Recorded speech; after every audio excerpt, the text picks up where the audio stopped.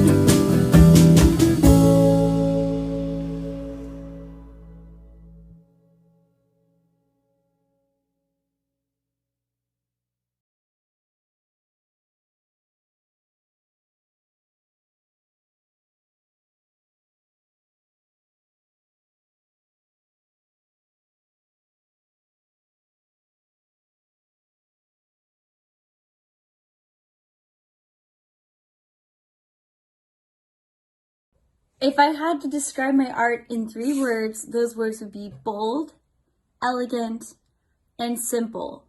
To me, it's very important that art has a simplicity to it so that your statement isn't modeled by details. And that's why when you look at my art, I'll use a limited color palette. There'll be bold colors, but I won't use a whole lot of them, things like that, just to keep the message very strong.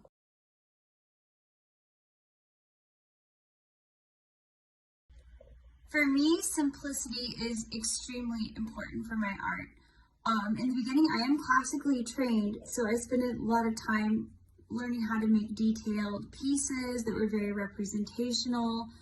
But what I really fell in love with was abstract art. Less for what it was showing and more for the restraint and what the artist was able to leave out. That's what's really interesting to me as an artist.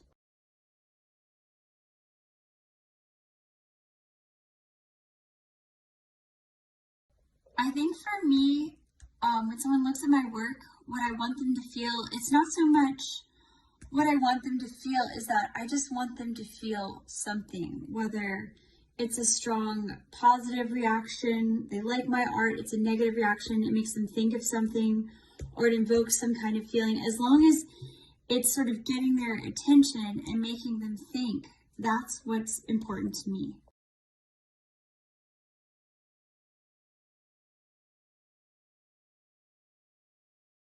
So I've been an artist for as long as I can remember. I started doing art when I was not even in school yet. My sister, actually, she's a year younger than me, she was doing art. She would always ask for an art set for Christmas. She loved to draw and paint. And so she really inspired me to take up art. I was really just kind of copying her. So if my sister wanted to listen to classical music or she wanted to go to the art museum, I wanted to too. And I just kind of kept doing it, and it became this important part of my life. And I just became more and more interested in it as I got older. So really, I have my sister to thank for inspiring me to become an artist.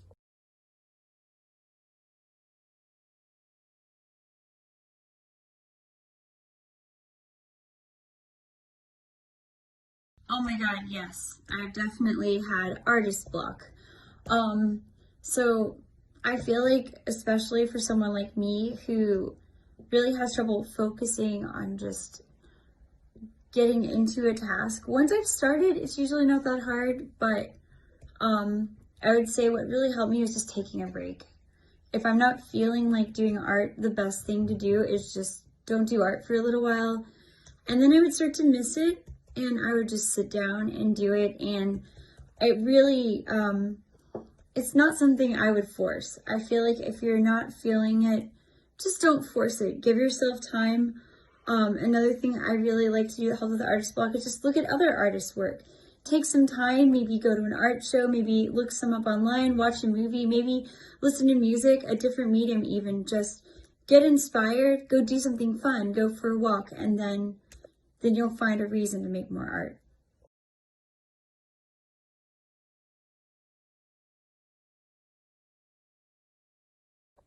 How do I balance my career as an artist with my personal life as a mother? Well, actually, right now, my daughter is here helping me do this interview. And I know some professionals don't like to talk about their family. They really want to focus on work, work, work. But for me, especially being in the arts, my kids are a big part of what I do. They inspire me. Their creative minds actually really give me ideas. I wish I could be an artist like them. I don't know if you guys have heard this quote. It's a very famous Picasso quote. He always says that for 4 years, it took me 4 years to learn to paint like Raphael, but a lifetime to paint like a child. So I really feel like my kids actually help me. They encourage me to do art, and they help me get into that mindset of let's use color. This is not moving.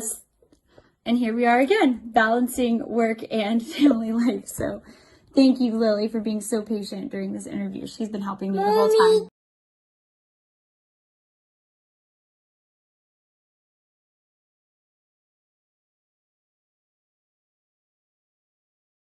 I'm very lucky in that I've always had the support of my family as an artist. And I would definitely say that it is helpful to have family support. When you're a kid, how are you going to get art supplies if someone doesn't help you access them? How are you going to get to art class without someone to take you to class? I definitely think that being able to have someone to show your work to that's shares in your pride and your successes and your excitement for your work is very, very helpful. That being said, I don't think that family support is necessary.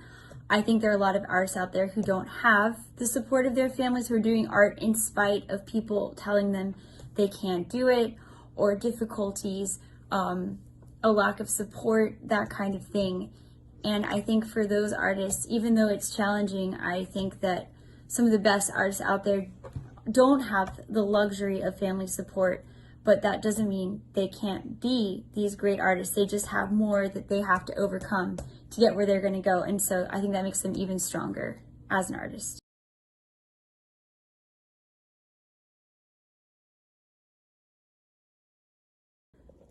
I wish more artists knew to believe in themselves. I think some people in the arts think there's this invisible line of talent and skill that you need in order to make art, and that if your art doesn't meet these imaginary standards, that your art isn't good enough. And I just don't think that's true. I think there are a million different ways to do art. I think that it's completely subjective, and that if you're making art, you can say, I'm an artist, and your art is good enough, and you should keep going, and don't give up. Don't let anyone tell you that your art is wrong or that it's not good enough. Just keep working at it and believe in yourself and what you're doing.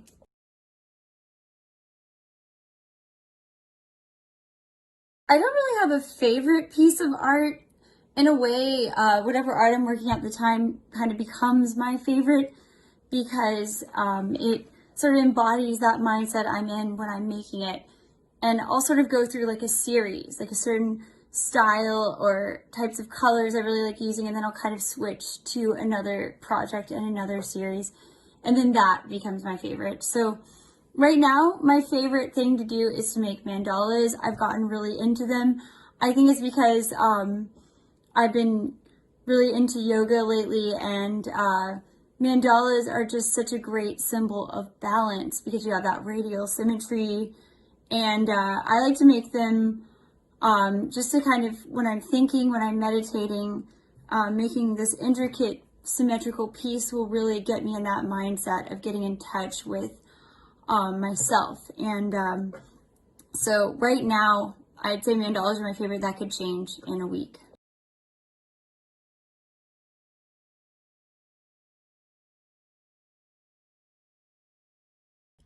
I do love to create patterns in my work and to create a series.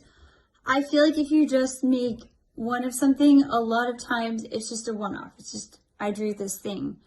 But if you make a series, then it becomes part of a bigger message. It becomes, you can see the variations in the piece, and it becomes a part of a bigger work. A lot of artists actually do series. If you look at Vincent van Gogh, or Claude Monet, or definitely Andy Warhol, he wouldn't just make one of something. He would make different versions of something. He would make copies of it and kind of try playing around with patterns. And that's something I really like to do as well. You'll also see a lot of that in my work, a lot of geometrical designs and things like that. And I really love doing that, especially with digital art, because it allows you to get these really perfect, clean lines and this really precise symmetry that was lacking just a bit with analog art. I remember I used to have a ruler and a protractor, and I would be trying to get these clean lines and this perfect symmetry, and now it's just so easy when I'm doing it digitally. So I'm really thankful for that.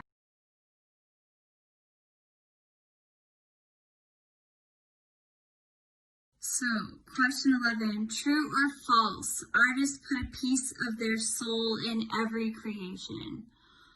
So, for me, I think that this is true. I really do feel like a little piece of who I am, and whether it's intentionally or not, does come out in my work. That being said, I do think for some artists, there is a big difference between the person that they are and the work that they're putting out. And so I think that it's almost impossible sometimes for you to connect an artist with their work. Maybe you love a piece of art, but the artist themselves is someone that you really don't connect with. Or the other way around. You could really like someone as a person, but maybe their art just doesn't speak to you. But yeah, I think definitely for me, a lot of who I am comes out in my work, even if I don't mean for it to. It just happens.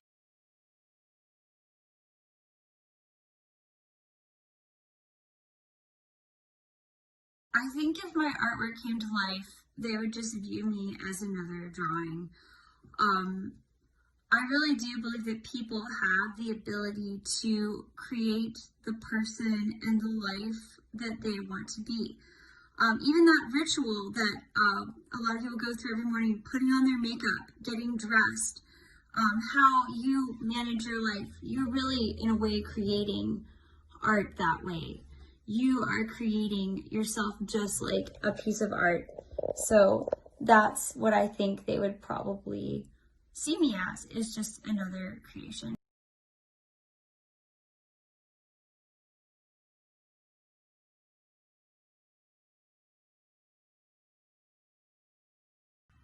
My advice for artists who want to turn their hobby into a career is don't be afraid to put your work out there. Definitely get to know other artists, have an online presence, do art shows, do anything you can to get your art seen, because there will be people who connect with your work and want to see more. So just don't give up. Don't hide your work. Don't be afraid to show it to people and really let them see what you have to offer.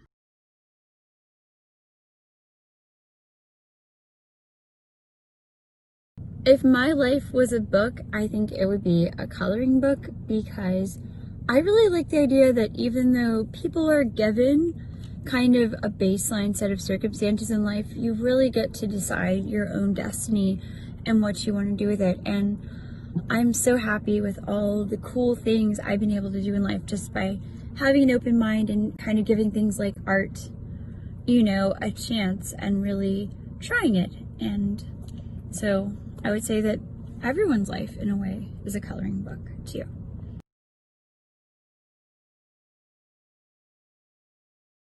Viewers can find my past works or my current projects on my Instagram page, instagram.com/catdos. I really like the format. It's the social media that I update the most, because you can put your work up almost like a gallery wall, which I think is really cool, and it's perfect for an artist. And you can make a couple updates about yourself too, which is nice.